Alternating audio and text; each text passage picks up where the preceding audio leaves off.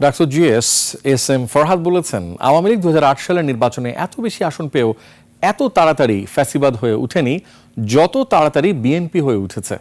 আর DUCSU VP Sadiq কায়েম বললেন, জুলাই বিপ্লব হয়েছিল হাসিনাবাদী রাজনীতি বন্ধ করার জন্য, তবে সেই রাজনীতি আবার দেখা যাচ্ছে। অনুপ পিয়ালের রিপোর্ট।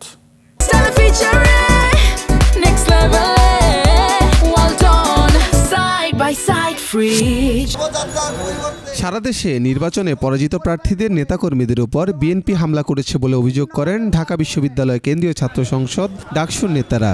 এই বিষয়ে ডাকসু ভবনের সামনে সংবাদ সম্মেলন করেন তারা।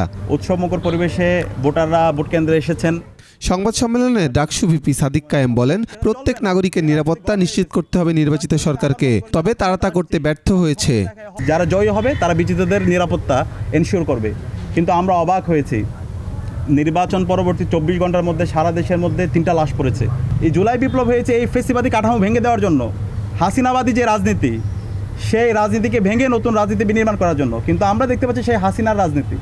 গণভোটে হাঁ জয়ী হওয়ায় দ্রুত জুলাই সনদ বাস্তবায়ন চান ডাকসু ভিপি। গণভোটে হাঁ বিজয় হওয়ার মাধ্যমে জুলাইয়ের শহীদদের আকাঙ্ক্ষা বিজয় হয়েছে। এখন আমরা চাই দ্রুত সময়ের মধ্যে এই গণভোটের হাঁ বিজয় হওয়ার পরে জুলাই সনদটা যেন দ্রুত সময়ের মধ্যে বাস্তবায়ন হয়। সংবাদ সম্মেলনে DUCSU GS S M Farhad বলেন, বিভিন্ন জায়গায় ঢাকা বিশ্ববিদ্যালয়ে শিক্ষার্থীদের উপর হামলা করেছে বিএনপির নেতারা। জায়গায় জায়গায় আমাদের শিক্ষার্থীরা এবং আমাদের শিক্ষার্থীদের পরিবার হতাহত হচ্ছে।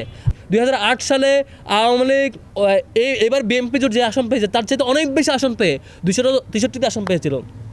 এতগুলো আসন পেয়েও তারা এত দ্রুত এত ভয়ঙ্কর ফেসিবাদ আক্রমণ করার সাহস করে। সেখানে আজকে একদিন পার না হতেই 24 পরবর্তী ইলেকশনে বিএনপি যেভাবে তার নেতাকর্মীদের হামলাকে ঠেকাতে ব্যর্থ হচ্ছে এবং বরং সেটিকে এনজয় করছে, সুপ্রিম মিডিয়ার জায়গা থেকে এটিকে অ্যাড্রেস করা হচ্ছে না, আইনশৃঙ্খলা বাহিনী সেটিকে রোধ করার জন্য কোনো চেষ্টা করছে না, এটি একটি ভয়ঙ্কর বার্তা দিচ্ছে। দেশের জনগণের উপর হামলা বন্ধ না হলে আন্দোলনে নামার হুঁশিয়ারি দেন তিনি। দেশের জনগণ আহত হলে আমাদের জায়গা থেকে আমরা আবারও মাঠে নামতে বাধ্য হব। অনুপ পিয়াল, 21 টেলিভিশন, ঢাকা।